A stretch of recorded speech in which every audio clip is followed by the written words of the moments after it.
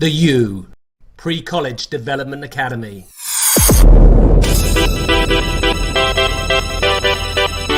Are you ready?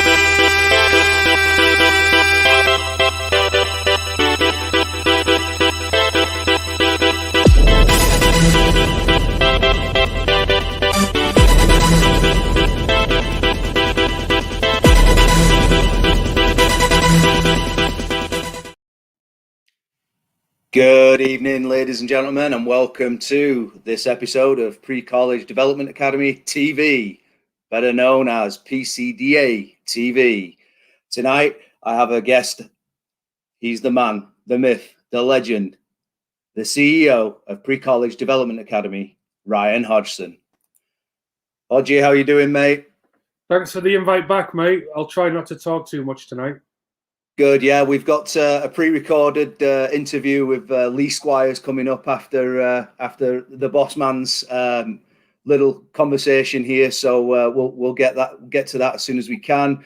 Ryan, you wanted to come on and have a little chat about the next level and how we're leveling up at the moment. So I'll let you fire away with what you've got to say. Well, it's just the major announcement with Hummel and why we decided to go with them. When we first started the conversations about PCDA, Rob, we wanted strategic partners to help us tell the story of what we're about to embark on, right? We're embarking on a shift in a culture of what is traditionally known as youth soccer, college, graduate, career is done if you don't go pro.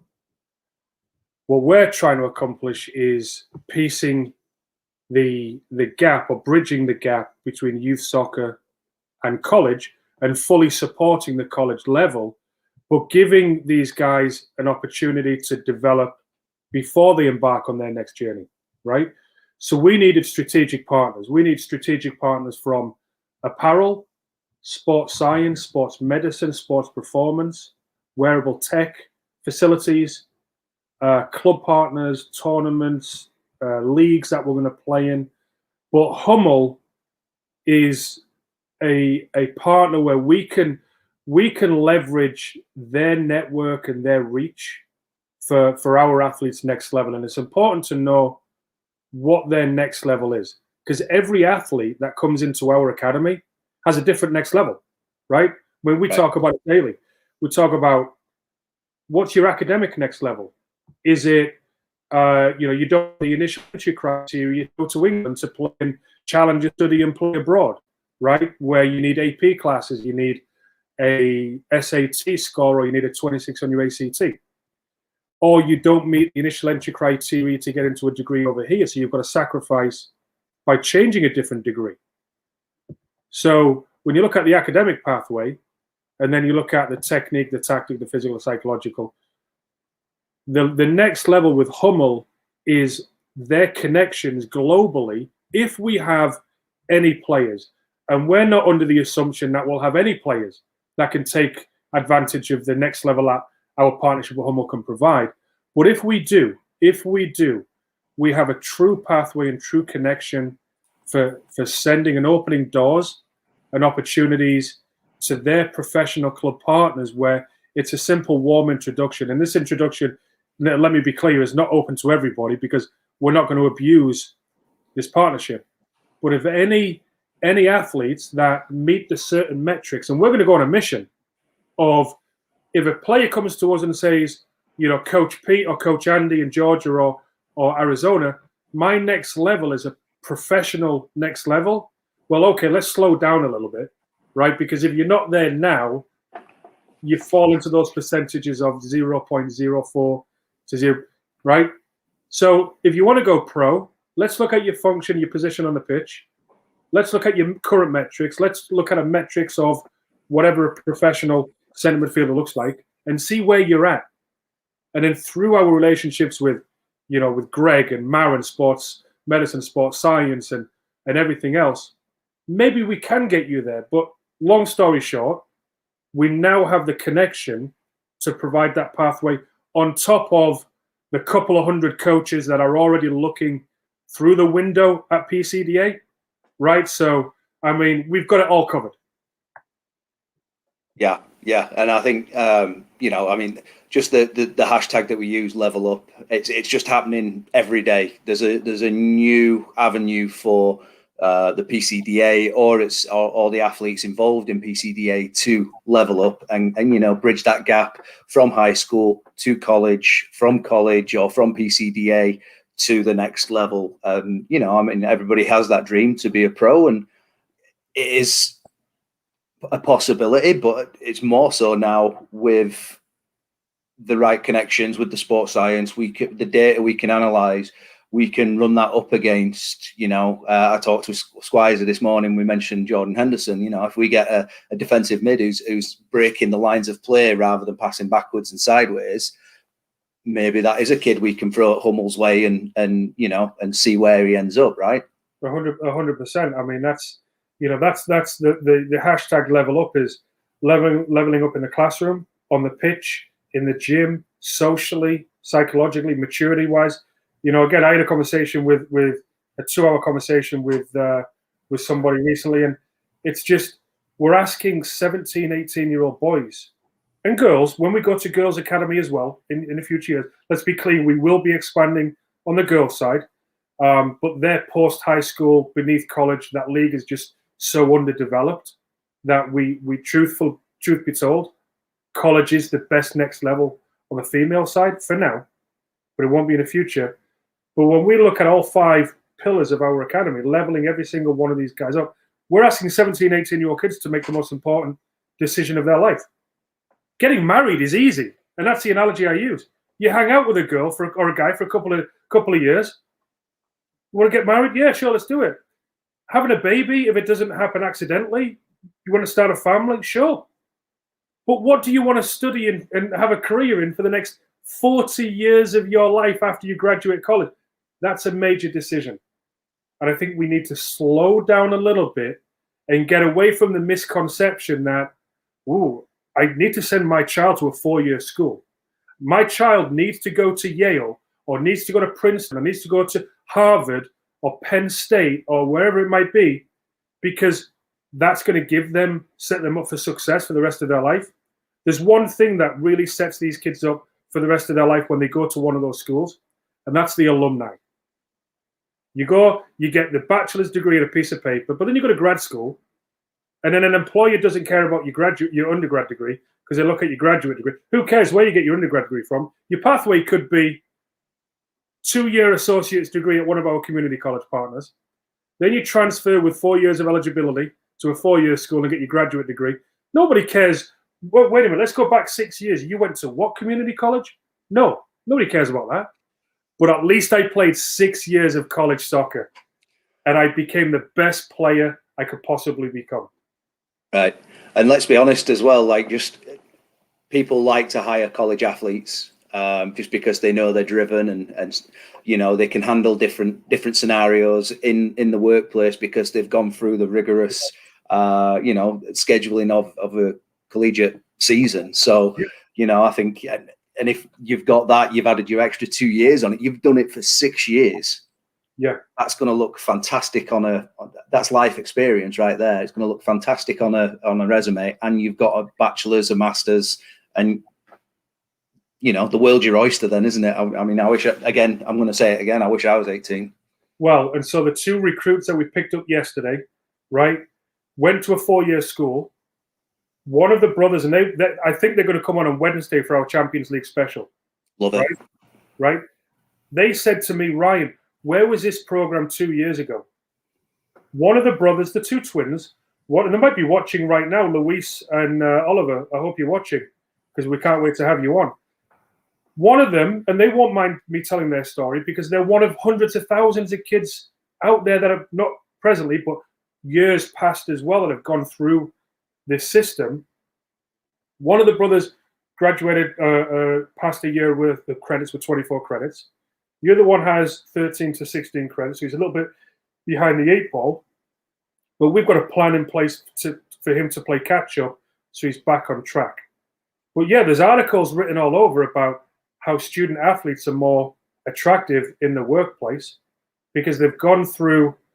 Listen, not many kids that we talk to with study and play or with any other program they do not understand the rigors of a student athlete. And it's about an 80-hour-a-week job. Yeah. I mean, just academics, you go 15 hours in class, there's 15 hours. You've got to study 3 hours per class to succeed. There's another 15 hours. There's 30 hours of just study. Have you traveled back and forth to a game? Have you done your practices during the week? Have you done your laundry? Have you eaten? Have you done your downtime? We don't. Have you slept right? What's that? Have you slept right? Correct. Very important in injury prevention. Correct, and that's something that we will be measuring in the academy, right? How did you sleep? How's your performance on a Tuesday? Wait a minute. Your performance on a Tuesday is less than your performance on a Monday. What happened that night? How did you sleep? More importantly, have a little bit of fun. What did you do on Friday night before the Saturday game, or Saturday coming into Sunday? Your oxygen intake, your blood pressure, your heart rate. We're monitoring it all. And Coach Pete in Georgia mentioned that 3-ring binder that these athletes will walk away and talk to their next level coach and say, how does your number 10 match up to me? Distance covered, high impact sprints, right? Percentages of right foot versus left foot, distribution, successful passes. I came into the academy at 120 pounds. I'm now 145 pounds with a 7% body fat percentage. Yeah. Well, Hodgie, we're starting early here. We got some comments. I'm going to show the first one because I really do appreciate this comment. And they're coming in blind right now. They're coming in blind. I have no idea. Go on. It's actually about me, so I love this one. Are you ready? Yeah. Straight from Peaky Blinders. Where's your little? My flat cap. It's in there, and I don't want to disturb a little lad. Otherwise, I'm going to wear it on Wednesday. The paperboy hat. That's hilarious. And then the next one from Michael Lake. Oh, Mike, yeah. No, kids have no clue what they're getting into. You know, I wouldn't paint every college advisory program with the same brush, right? I wouldn't tile them with the same brush, but a lot of them, you know, they don't understand. And a lot of successful CAP directors out there, and I know a lot of them, and they're very, very good. They are successful collegiate athletes. So they've got a biased opinion of what a successful collegiate career looks like. You look at me, publicly, I am the failed college soccer player because I had no idea what it was. I thought year-round program. The recruits that I talk to, Rob, have no idea the length of a college season. They have no idea that once that season is over, they've still got to go to class. They've still got to take the exams. They can't train as a team. They don't have a mentor. The burnout, the practice time is limited. And again, I preach this all the time. This is not the fault of college coaches. It's the system that is failing the kids. But more importantly as well, and we both have a lot of good friends that coach collegiately. Imagine how good these guys would be as coaches if they could coach 10 months out of the year. Oh. Their careers are stagnating, not because of their choice, but because the system is preventing them from evolving and furthering their career. It's unfortunate. It is. And I think you mentioned it a few times, like that the US is the only country where a player has a stopwatch on their career. And it's similar for coaches as well, because like you say, how much work can you actually do to develop your style of play, your tactical and technical aspects of the game that you want to instill in your team when, let's be honest, you're playing Wednesday, Saturday or Thursday, Sunday or whatever. You know, you're burning 2 or 3 days of training there just because of the schedule. And then all of a sudden, season's over, balls go away, you're in a weight room, you don't see your head coach for a couple of months until spring season starts. It's like... I mean, am I wrong in saying in Division 2, you're allowed, during the spring season, you're allowed to train 8 hours. The athletes are allowed to train 8 hours a week, but 4 of those are only with the coach and 4 of those are without a ball. Yeah. There's only so many leg band exercises you can do. Right? There really is. And, you know, you look at, you're talking about IQ, you're talking about everything with PCDA is built to accomplish. preparing these guys for their next level. Imagine a kid coming out of the PCDA, having spent a year being immersed in 6 different systems of play. And oh, by the way, if a kid's next level is Stanford, for example, and they play, I'm spitballing here, 4-3-3, and that kid knows that Stanford is their next level, and Jeremy is aware of this kid, but he's not quite grasping the 4-3-3. We just move him to the other squad that we have, because we have 2 squads that are on 2 different systems of play. They won't be on the same system for training purposes as well. We'll have a 4-back system going against a 3-back system for 3 months. But we might move that said athlete back over to the 4-3-3 to make sure that they fully understand that 4-3-3. Then when Jeremy gets that kid and he walks into preseason, technically, obviously, he's good enough. But because the sprint of the college season, there is not much time to develop an athlete's understanding of a system or style. But he's just spent a whole year or 2 in being immersed in that system. And now he can make an immediate impact with 4 years to play instead of 2. Again. Mic dropping it, mate. Mic drop. Where is it? I don't have it. Mine's on a boom, so I can't drop it. But well, I think, mate, that's what we've got time for that one. I think you covered that pretty well with Hummel leveling up, opening doorways. Not just at the next level collegiately, but in the professional leagues globally. And actually doing a little bit of research, my hometown's rugby team is sponsored by Hummel as well. Are they really? Yeah. I mean, the crap, but. Yes. Well, maybe send them over to the PCDA for fitness and sports performance. Right? We'll sort them out. So. Well, the gear, just with the gear with Hummel, the gear is, like Jeff said last week, is equally as good, if not better. The technology is better than some of the other major brands, and I think they're an insurgent brand. We're an insurgent, disruptive academy that is going to change it, and I think we're all excited to have these guys on board with us, and vice versa. Yep, brilliant. So, Oji, thanks for joining me, mate. I really appreciate it. Ladies and gentlemen, I'm going to introduce an interview I did earlier today. Coach Squires from Lander University had to travel away. He had some rescheduling done to his season. He had to travel over to Young Harris tonight to play there. So he was kind enough to join me this morning for an early interview. And here it is. Enjoy. Lee, welcome to the show, mate. I'm buzzing that I could get you on here. I know you've got a busy schedule with all the rescheduling going on with your college team. You're traveling over to Young Harris tonight. Is that correct? Hopefully bringing home that W, and that will seal the league for you pretty much. Not mathematically, but on paper, it'll be done. Is that right?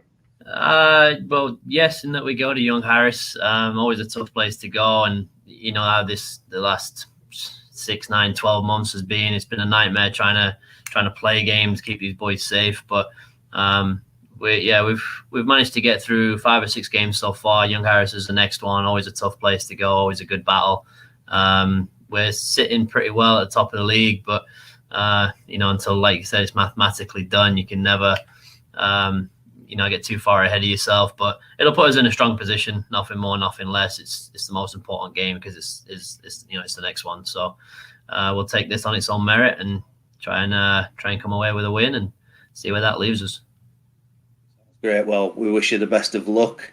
So you're a Yorkshireman or a fellow Yorkshireman. You're from South Yorkshire originally. Even though anywhere below, I'd say, I don't know, Woolly Edge is basically London, in my opinion. Tell us a little bit about yourself, mate. Let's start with your youth career and then working up to present day. Yeah, I think Birmingham's south for us, isn't it? So we'll see. But I'm 33 from Sheffield, England. Pretty simple childhood, to be honest. Started playing the game when I was 9. Had a few short spells at different clubs, but nothing really substantial. Wasn't the youth team contract kind of recruit coming out that a lot of guys are now.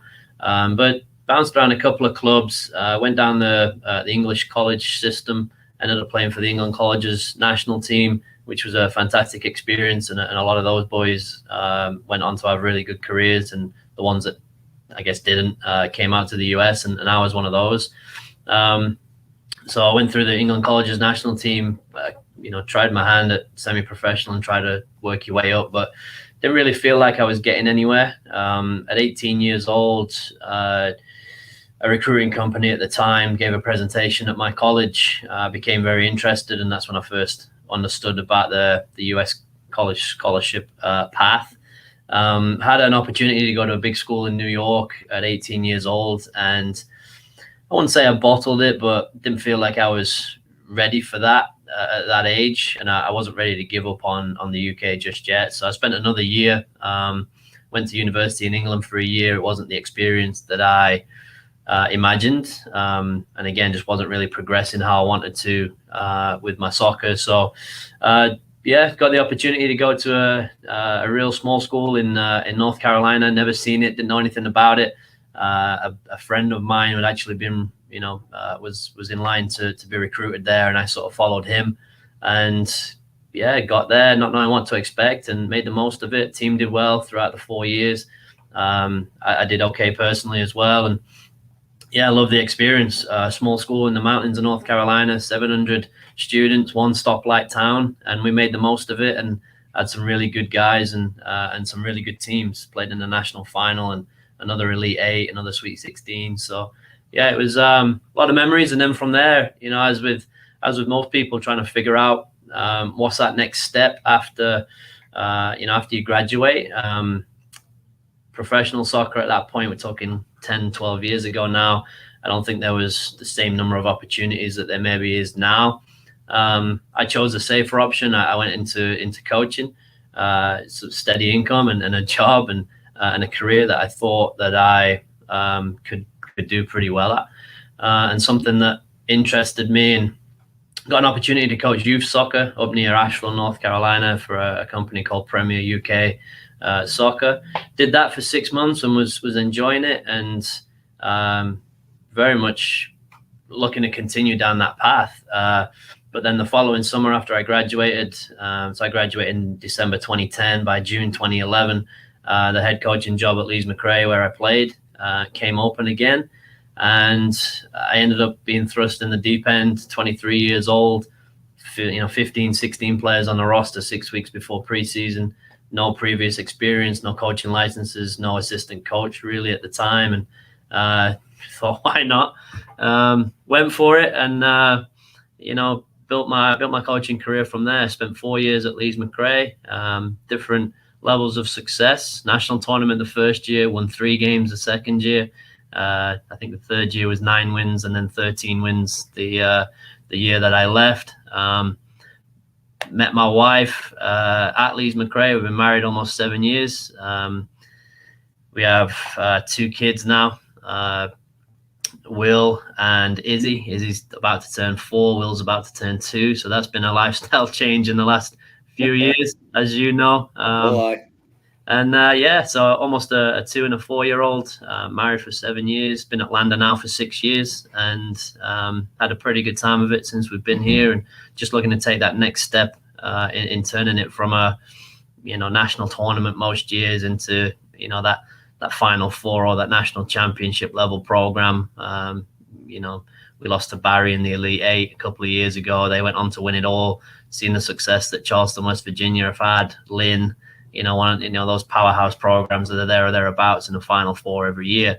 That's kind of the next step that we're looking to take to try and get there, not just once, but consistently. And I think we're getting closer anyway. So, yeah, and obviously I've done a little bit of research, and your statistics there as a head coach at Landa is they're unreal. I mean, you're at 74, 75 wins, 18 losses, 18 draws, somewhere around there. Your first year at Leeds McRae there, like, it was, thrust into it, no assistant coach, and only 16 players on the roster, and you did pretty well there. like in your first year. And obviously, the game's got a good way of bringing your feet back down to the ground, because you mentioned how many wins your second year? 3. So from cloud 9 as a 23-year-old gaff down to. So can you tell us how you bounced back from that? Yeah, I think I asked a lot of questions of myself. I think the first year was most of the guys that I'd played with off the back of a national tournament run the year before. So we had not a deep squad, but certainly quality in the top 11 to win games. Most of those guys graduated after my first year coaching, and that was my first recruiting cycle. So I learned a lot about how not to do it, I guess, in terms of recruiting. I'd be one of these coaches that would go to a recruiting showcase, spend 20 minutes looking at one field, then off to the next one, 20 minutes, write down, 2 or 3 players, give them $10,000 in scholarship with very little substance to that, and made mistakes, and you live and learn from those. The second year, didn't have as good of a squad, some recruiting errors, yes, but also we were blighted by injuries as well. The spine of our team within the first 5 or 6 games disintegrated, with season-ending injuries, and that doesn't help. We lost a lot of games playing well but losing 1-0, and then once you get in that kind of that rut, it's hard to get out. But from the 3-win season to the 9-win season the next year, really just a lot of self-talk. You do know what you're doing. You can do this.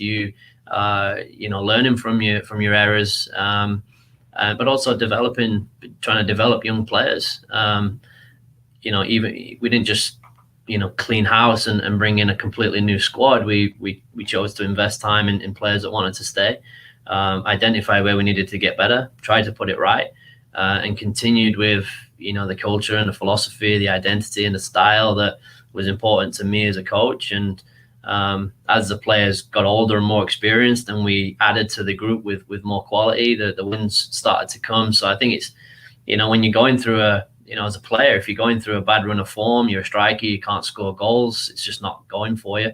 You just got to keep believing in yourself, trusting yourself, make the right runs, keep putting yourself in the right position, and trust that it'll turn around. If it doesn't, it's probably not for you. If it does, then it's a test of your character, your resolve, and being able to bounce back and adapt and stay positive is crucial for players and coaches. So not an exact science, but just staying true to what I believed in as a coach and how I wanted to do things. And thankfully I wasn't searching for an accounting job 2 years later. So yeah, I can't see, Lee, honestly, I can't see you sat behind a desk doing that, to be fair, from what I know about you and what some of the lads have said about you, mate. Like, I can't see you being content doing that. The regular 9 to 5 never appealed to me.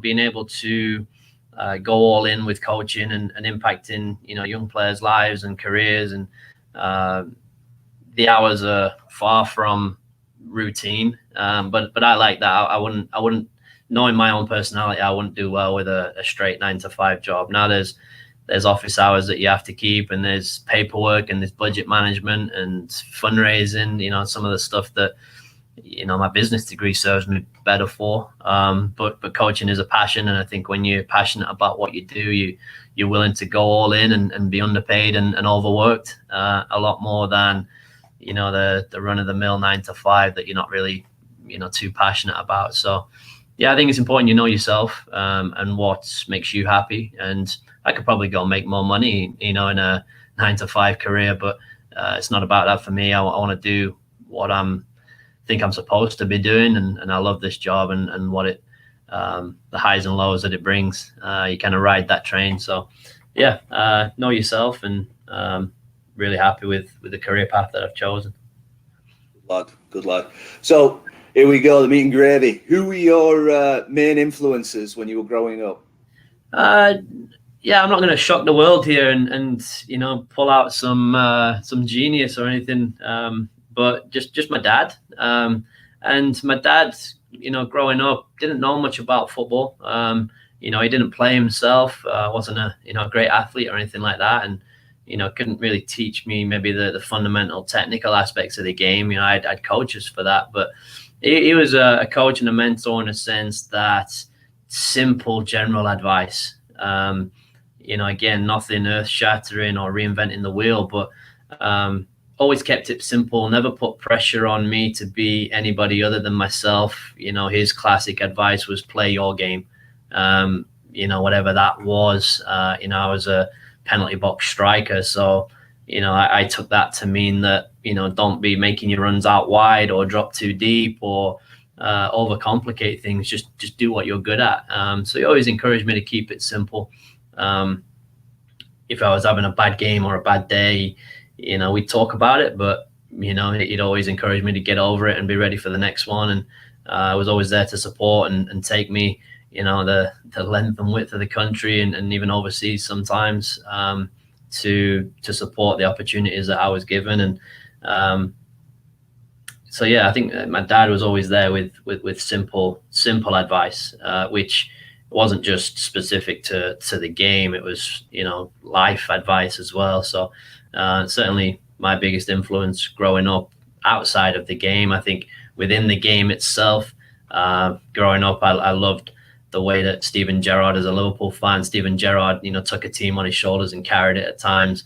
I loved Michael Owen as a kid and based my game off him, with a little bit less pace, but playing off the shoulder and penalty box finishing, and the way that he would tackle any one-on-one or be alive if it dropped in the box and things like that.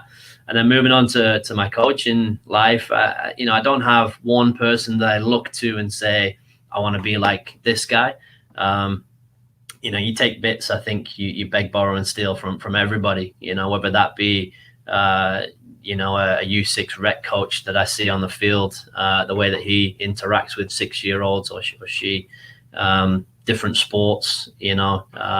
Individual and team sports, but specific to soccer, I think the way that growing up, Sir Alex Ferguson and his longevity and the way that he kept reinventing himself every 3 or 4 years, how Jose Mourinho changed English football with going more to a 4-3-3 and taking the game away from a 4-4-2, how Pep's taken the game just to another level with his style of play, the Germans and their counter pressing, Nagelsmann at basically my age being top of the Bundesliga and in the Champions League, mixing it with the big boys, and being a young tactician, to Klopp's man management. I think you can take a little bit of everybody, and let it influence you to enhance your own style and your own philosophy. So a bit of a long-winded answer, but I try and take a lot from a lot of different people. You missed out on one key English manager, Mike Bassett. Oh, classic. Yeah. 4-4-2. Yeah. So I think I mentioned that in every show because nobody ever mentions him, and I think on the few of my profiles around there, Mike Bassett was who's your hero, and it was coaching hero, and I was like Mike Bassett without a doubt. So I mean, you can learn a lot from Mike what not to do.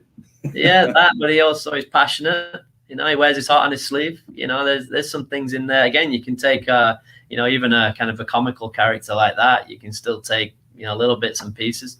And yeah, like you said, sometimes it's good to learn what not to do.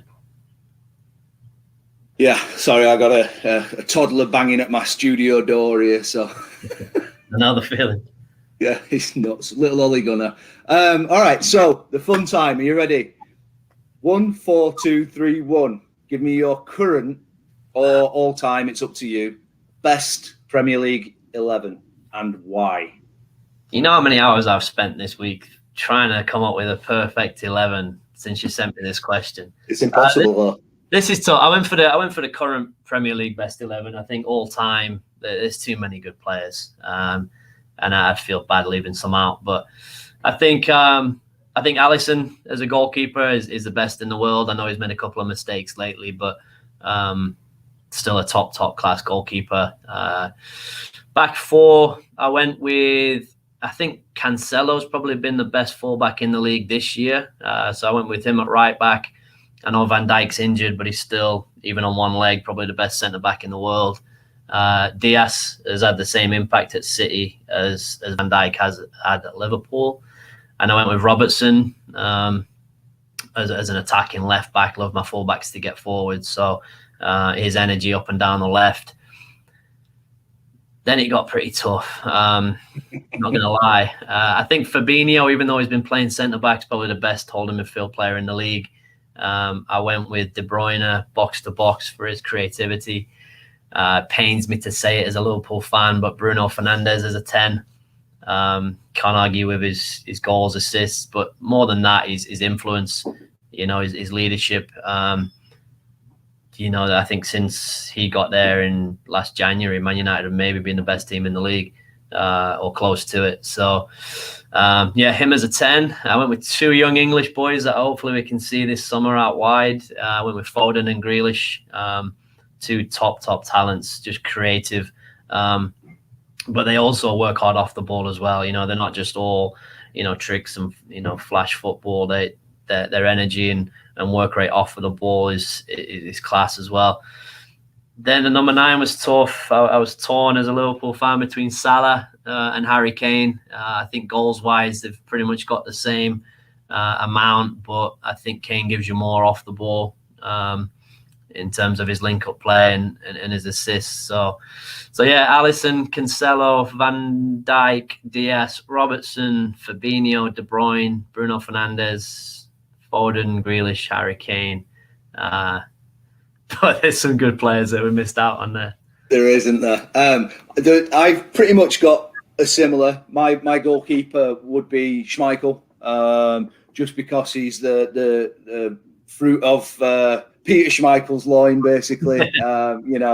And to be fair, he's what I call a complete package of a goalkeeper. Communicates. He's big. He's strong. He's fearless. And he makes the big saves, where a lot of the goalkeepers, especially the one at Man United at the moment, the Spaniard. I didn't realise how old he was. You what, mate? I didn't realise how old Kasper Schmeichel was. He's like... Yeah, I think he's a year younger than me. I think, 34, 35, 34. So mid-30s. That's he looks about... I mean, he's still got another 6 years or so, but, I mean, he did it. He paid his dues. He started, at City, and then he went to Leeds, and then he went somewhere else, and then, Leicester in the Championship, and then, won a Premier League with Leicester. So, I fair dues to him. And then the only difference I had after that, after the goalkeeping, was Luke Shaw at left-back, because he's on fire at the moment. Yeah. That's just... but, I mean, you could flip a coin between the two lads there at left back. So that was my only difference. Apart from that, we were on the same page, mate. So I think maybe that's a Yorkshire, because a lot of those players are just absolute grafters as well. Yeah, you've got to have that. You've got to have the fundamentals there, working hard, grafting first. That's what I think all good teams are. Their foundation is there with their work rate off the ball, and then they've all got the quality on it. So. Yeah, it'd be a good team. I don't know if they'd win the Peach Belt, though. Probably a bit too physical for those kind of lads, to be fair. All right, how about this? You're Gareth Southgate. You're better looking. You're not crap at penalties. You're at the World Cup with no injuries. Who's your starting 11 for the England national team? Yeah, this was tough as well. I hope he abandons the back 3, because I don't think we have 3 centre-backs to string together. So I hope he goes with a back 4. I'm not a Jordan Pickford fan. I think he's too erratic, makes mistakes. There's a blunder waiting to happen. So I went with Nick Pope, just a little bit older, more experienced than Dean Henderson. I don't know if his style at Burnley suits England, so I can argue for Dean Henderson there. But I went with Nick Pope, a little bit older, more experienced. Even as a Liverpool fan, I went with Reece James at right back. I think he's a little bit better defender. I think in tournament football, you've got to defend 1v1, particularly against wingers. So I went with Reece James as a bit better defender and probably offers similar going forward at right back. I went with Chilwell at left back, although you could definitely argue Luke Shaw right now. I think Chilwell's been doing well for England for the last year or so, and Luke Shaw's only just got back in the squad. So I went with Chilwell there.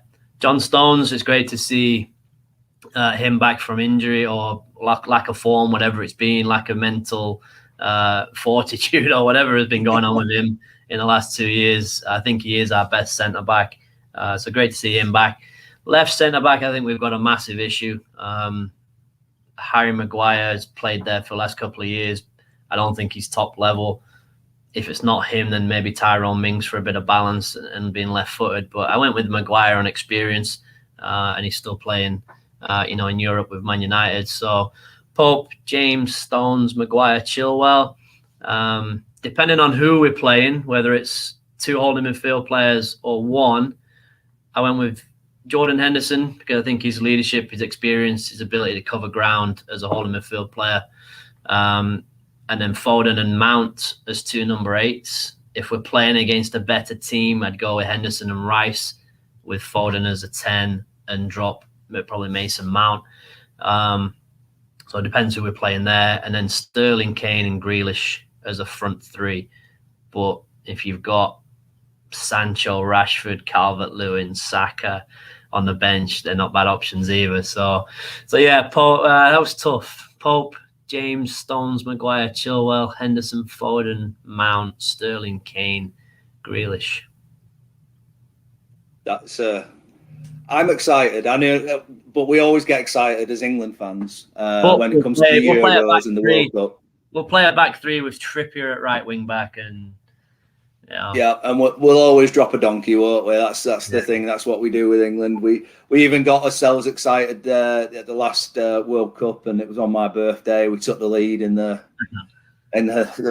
semi-final there, and then blew it. And just to make my birthday even better, my car broke down. So stuck in a parking garage where they couldn't get my car out because it was the parking garage was too low for the tow truck. So yeah.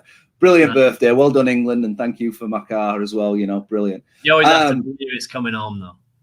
It's coming home. It is coming home. We don't know when, but it'll be home soon. One day. It's like the lads' night out, isn't it? When you're coming home, don't know. Yeah. I'll be home soon. Yeah. Brilliant. All right. Can you give us your top 5 most important recruitment aspects? For example, when I was coaching, my number 1 piece of advice to recruits was be recruitable. All too many times, even if it's not a program you're looking at, let's say in September, kids will just completely blow you off, and then it gets to April, May, they've still not found a home, and then they come crawling back to somebody who they've blown off for 8-9 months. What would you say would you be your top 5 pieces of advice? I think in general, again, it's not an exact science, but I guess it's what's important to each coach and program. I think it's really important that you're a good person, a good player, and have got good academics. If you've got those 3 things nailed down, then more and more opportunities are going to be available to you. It's important not to close any doors, like you said, because you never know when you might need your plan B. So, but within that, I think I listed the top 5 that mean the most to me. One would be simply attitude. I think how you approach things and the way that you carry yourself and the way that you handle yourself day to day with your attitude and your behavior tells the coach everything really he needs to know about you as a person. Humility. I think it is important to be humble, to do things the right way, to not rub it in when you're 3-0 up, and to not never be too high, never be too low. Depending on the results of your games. Communication, I think, is a lost art these days, and it's strange because communication with all the technology available should be much easier. But actual, face-to-face communication and communication on the pitch is different. So, take control of your own recruitment with communicating effectively to coaches and then communicating effectively on the field. Mentality would be the 4th one, I think, or your general mindset, and it kind of feeds in. There's a lot of overlap here, kind of feeds into your attitude to things. College soccer is a grind. College athletics, college in general is a grind. You've got to be resilient. You've got to be able to bounce back. You've got to be able to take a loss on the chin, and get back up and go again. So mentality is key. You've got to have that resilience. And then the last one, I said availability, because you've got to physically, you've got to take care of your bodies, you've got to take care of your mind and your mental health to be available to perform your best. You got to manage and be disciplined with your studies to be fully available mentally when it comes to training, and not have the weight of other things going on. If you take care of your body, you sleep right, your nutrition is good, your hydration, your preparation, your recovery, then you're going to be available to play. Because if you're injured and broken down and struggling, then you're not available. So as kind of a broader whatever the word is, kind of a broader spectrum of things, I think good person, good academics, good player. But then within that, I would say your attitude, your humility, communication, mentality, and availability would be my top 5 sort of buzzwords there. Brilliant. Yeah, that's insightful, because obviously, each coach, like you said, is different. But I think if you talk to most coaches at top programs like yours, they'll say, they might use different buzzwords, but it's the same message. They want good people, hard workers, and good players that aren't going to cause too much issue off the field, right? That's basically the message. Yeah, 100%. If academically you're ineligible, the coach, certainly at our school, your scholarship goes kind of automatically. I can't help you.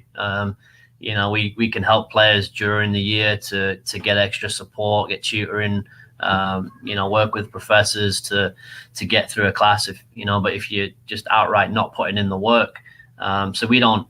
I used to start out with a 3-strike policy and 15 rules and standards and this, that, and all these fancy documents and stuff. And at the end of the day, everyone's a human being. Just think the consistent message of doing the right thing on a daily basis, caring about, and that in our recruitment, caring about your education. I don't micromanage. If boys don't want to go to class, don't go to class. But on the back end of that, if you're not going to class, you're not going to pass your classes, you're not going to be eligible to play, then you're probably not a good fit for our program anyway. So we don't ram things down people's throats. We don't force people to do anything. We'll give them a kick and a nudge when they need it, and if there's some slight dips in standards, then everybody needs a bit of encouragement every now and again, to put it politely. But we try and be consistent in the message that we're getting out there. It's a 24/7 lifestyle, and academically, if you're not doing the business, you're not going to be able to play. If you're not managing your lifestyle off the field, it's going to lead to injuries and your body breaking down. So again, it comes back to availability. You're not going to be available to play.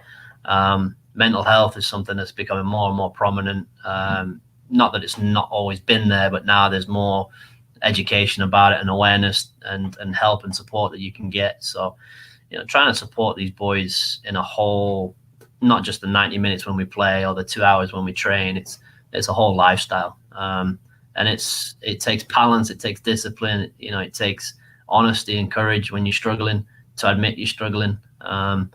So yeah, it's tough. It's a tough balancing act. Yeah, and I always take my hat off to coaches that care for the athlete and try and instill that lifestyle 24/7.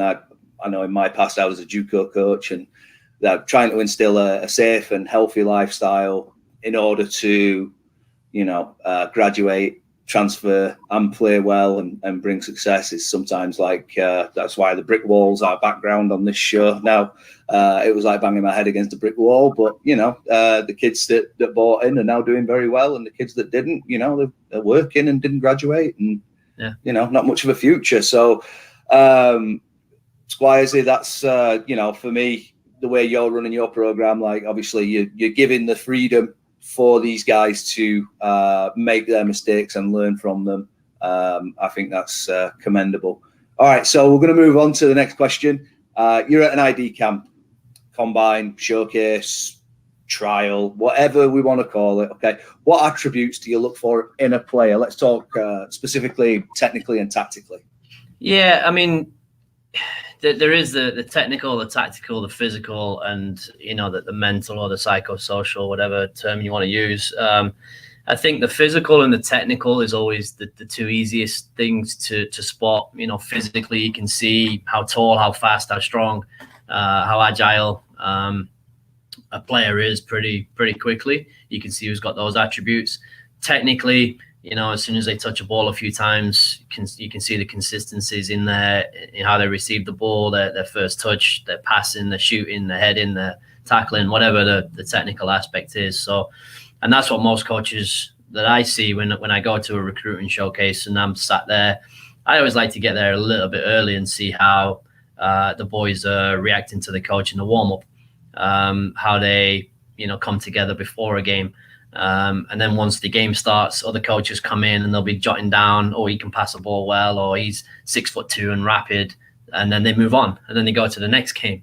I like to stay, you know, I'd rather watch less players for more duration, because, you know, how do they manage a game a minute before halftime and they're 1-0 up? You know, do they have the intelligence to see the game out and manage, you know, to halftime and understand the importance of getting into halftime at 1-0 as opposed to maybe 1-1? Or how do they react when they're not playing well and the coach drags them off and substitutes him after 25 minutes? What's his response there? It's natural. You want to be, you know, you want a player to be disappointed, but can they be disappointed but still carry themselves in the right way? And then late on in games, you know, that's when people earn their scholarship. You know, when if a game's 2-2 hanging in the balance and the kid scores the winner in the last minute, or goalkeeper drops one in his goal with a minute to go and loses the game, you know, it tells you, or even if you're 5-0 up with 10 minutes to go, are you showboating and not being humble? Are you know, humiliating the opposition, or are you still professional and carrying yourself in the right way? Or if you're 3-0 down with 10 minutes to go, have you thrown the towel in, you know, and given up? So I like to stay, you know, a little bit before, during, and after to see how people respond to errors. What, you know, what's their mentality there? How do they adapt tactically? How do they communicate, you know, in situational soccer? What's their intelligence in managing a game, or you know, managing a moment? All these things you can't really see in 20 minutes. Now, the physical and the technical, you can maybe get down, you know, pretty quickly. The tactical and the mental aspects, and all these different things that I just said there, you know, they don't take one game, they take 5, 6, 7 games to really fully understand. And I think that's, in our line of business, it's more's not always better. I'd rather see 50 kids at a showcase and really get to know each one than 150 kids and know very little about them. So we're, I guess, a little bit different in most aspects there, and try and pass that on to our assistant coaches. So, you know, I've got 2 full-time assistant coaches. If we're watching 3 games, you know, that's still almost 90 players we've seen. If, you know, squads of 15, 2 teams, 3 coaches, 3 different fields. You know, I'd rather do that than watch half of a half and keep bouncing around and not really get to know the kids better. And then, you know, the important thing for us then is to follow up. You know, a showcase game, if you're playing Friday, Saturday, Sunday in a showcase, that's a lot. That's a lot to ask of these kids, especially if it's in, you know, South Carolina in July when it's 100 degrees. I mean, that's just, you're setting the kids up for failure there. So, but that tells us a lot, you know, about their, you know, character and how they can keep going on a Sunday when it's a 3rd game in 3 days and the team's been battered twice. But we'll also try and see them. We want to bring them into our environment to see how they handle themselves on our campus and within against people they don't know. We'd want to come and see them in the high school where they're a lot more comfortable, possibly, and certainly in their club environment where it's probably a better level, and again where they're comfortable. So try and just get as much information as we can. It's not an exact science. You know, the international recruitment, for example, sometimes you're relying on video or some showcase footage, or you're not actually there in person. You're watching the showcase back live or you know, recorded, and references. And this is why it's important to handle yourself and carry yourself in the right way on a daily basis, because we will very rarely recruit a player without getting a reference from somebody. So, and that might not always be their direct coach, but maybe somebody they've played against or played with, or some sort of connection to that player. And you'd like to think that most coaches are honest in their assessment. And if you've made a good impression on somebody, then that assessment's going to be favorable, and as opposed to not doing the right things on a daily basis. Because if I'm a high school coach and a college coach asks me about my player, and he's Messi, he's the best player ever, and he gets to that environment in college and he's not, then I'm ruining my reputation as a high school coach. So most coaches would be honest in their feedback. So yeah, I don't have an exact 6-step process to recruiting players, but I think that's specifically what we would look for in a camp or a combine or a showcase setting. Yeah, no, I completely agree. And I guess it might be a Yorkshire thing there. With how we're looking for how people deal with situations. When I was recruiting, I would do the same thing as well. So I'm going to start looking for Yorkshire college coaches and see if we've all got the same answers and techniques and recruitment tendencies, because that'd be quite an interesting study, wouldn't it? Absolutely. Yeah, maybe it is.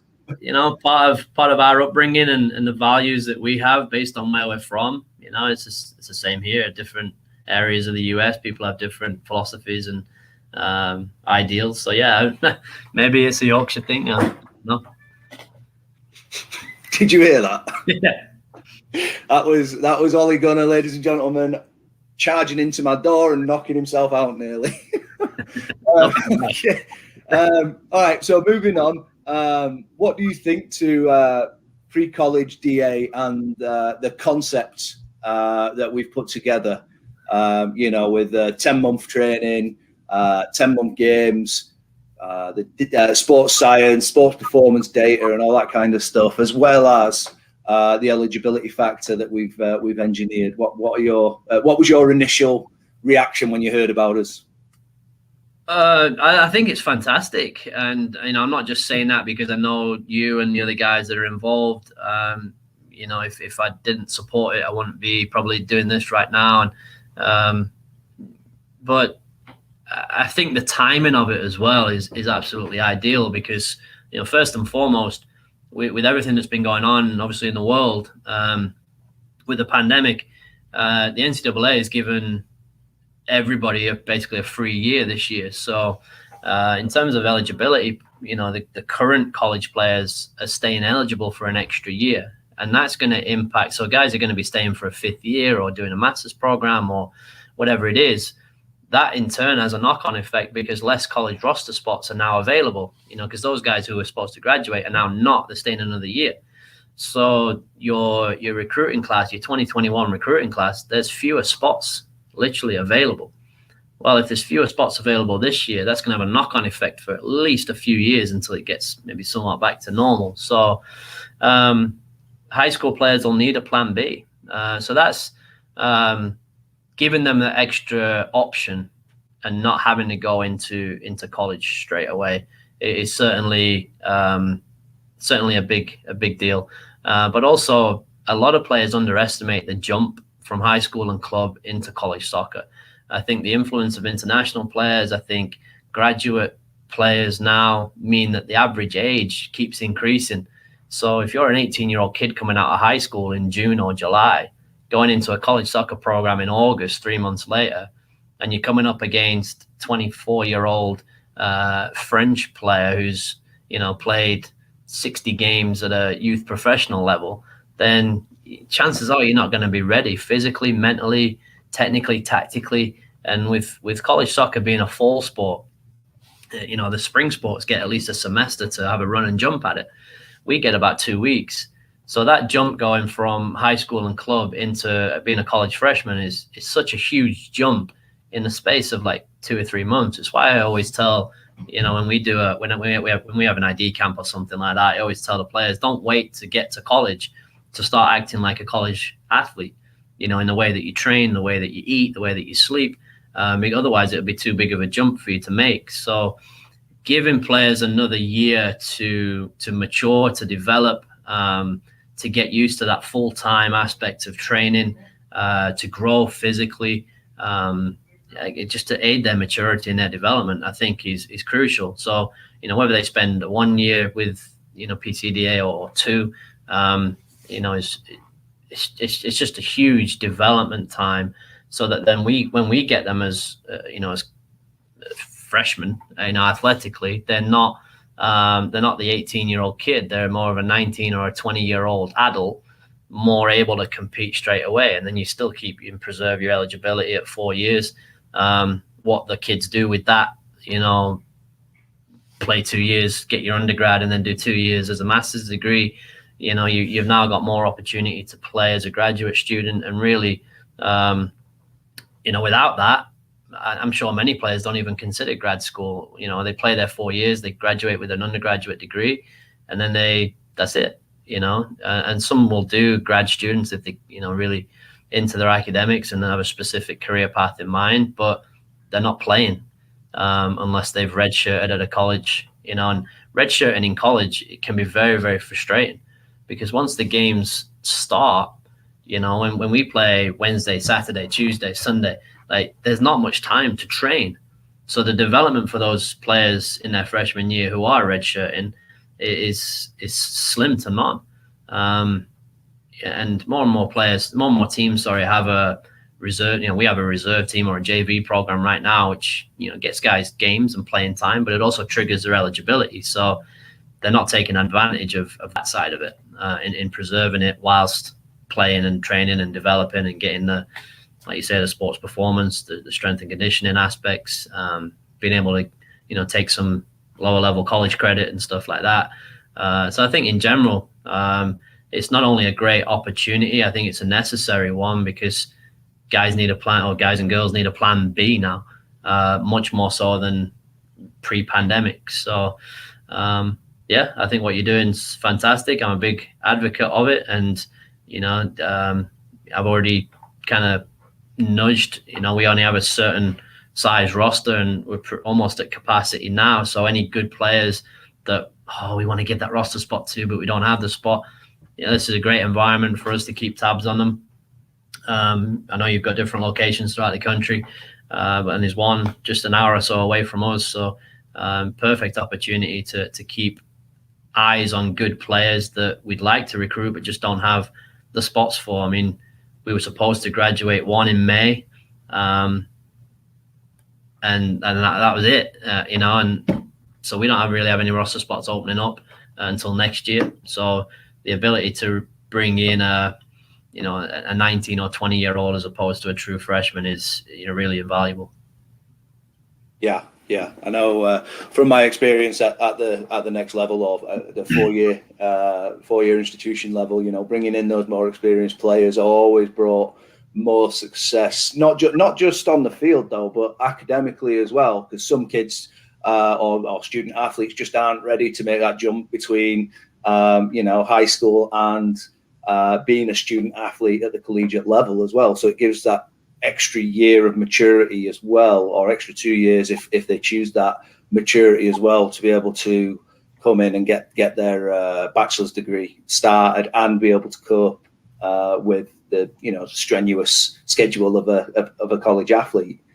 I think the knock-on effect as well from that would be you'll get less freshmen sort of dropping out because they can't handle it. So for us as a college program as well, our retention rate should be better, because we're bringing in, like I said, a more mature student athlete who's better able to handle the demands of college athletics and be successful, as opposed to coming in, not being ready, getting off to a bad start because, like I said, we're straight into preseason day one.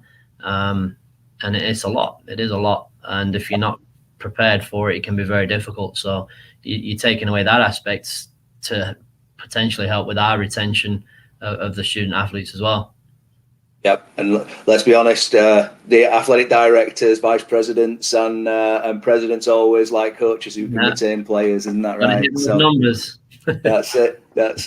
All right, so I've got one more question for you, mate, and then I'll let you prep for your journey into the mountains tonight. So, PCDA players will be able to provide coaches at the next level or four-year institution with a player profile with their stats, which includes, heat maps, other sports performance data, highlight videos, full game film, and also because of our trimester system, we'll be able to have an intelligent conversation about the most popular or major formations and their role in that formation. Can you put a value on all that I've just mentioned to you as a coach at a four-year institution, at a top four-year institution?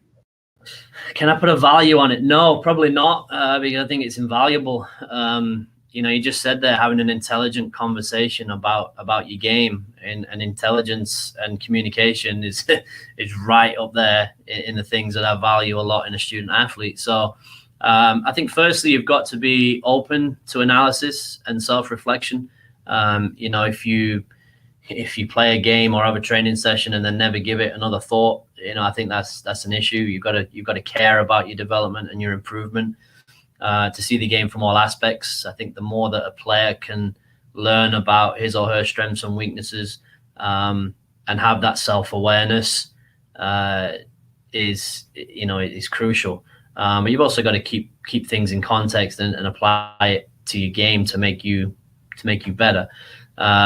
It can't be over-analysis or death by analysis and, micro-analyzing every single misplaced pass, or, in a game, worrying about misplacing a pass or not making a tackle or not finishing a chance. If you're worrying about those things, you can't become a robot or a machine. It just doesn't work that way. There's got to be a freedom and that freedom and to express yourself as a player, rather than, I've seen players not take a risk in playing a forward pass because they don't want to upset their pass completion percentage. Jordan Henderson, sorry. Sideways and backwards, but he's maybe a good example. But if it's death by analysis and it's overcomplicated and you're using it too much or putting too much weight into it, I think it can be an issue.